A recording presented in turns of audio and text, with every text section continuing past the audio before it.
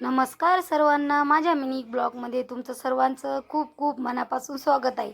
आता मी गावी आलेले सगळ्यांना माहीतच आहे. माहेरी आल्यावर काही काम नसतं आहे.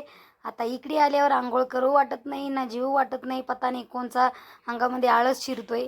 मग कशी तरी केली बरं का आंघोळ आंघोळ वगैरे केली, जेवण वगैरे झालं.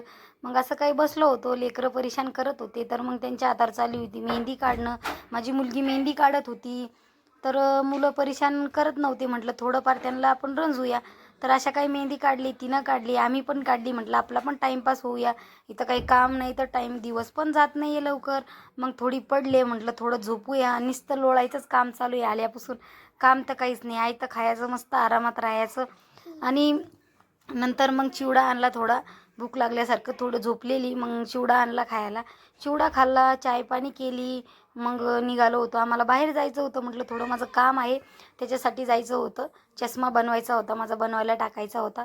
तर मग निघालो. आता आम्ही निघालो म्हटल्यावर मुलं घरी राहणारच नाही, त्यांना पण आमच्यासोबत यायचं आहे.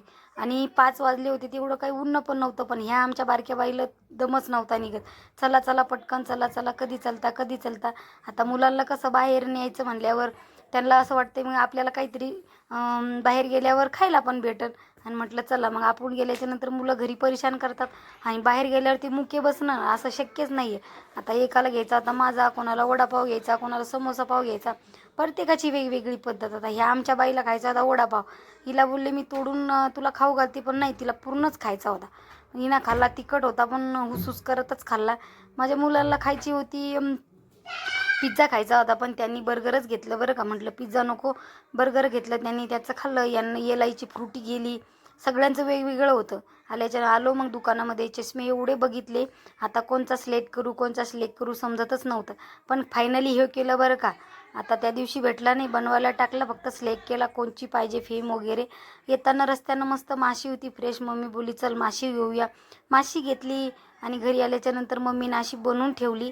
म्हणे बाई थोडं 2 मिनटं लक्ष दे ना. आमच्या बाईला खायची नव्हती, पण कधी बनते कधी बनते. लेकराचं कसं असते, खाणं कमी दांगडू जास्त. थोडीच खाल्ली पण तिला दमच नव्हता निघत. मग तिला थोडी खाऊ घातली. मग आम्ही सगळेजण जेवायला बसलो. बाकीच्यांना डाळ भात केला होता आणि आम्हाला माशी होती. चला आता भेटूया.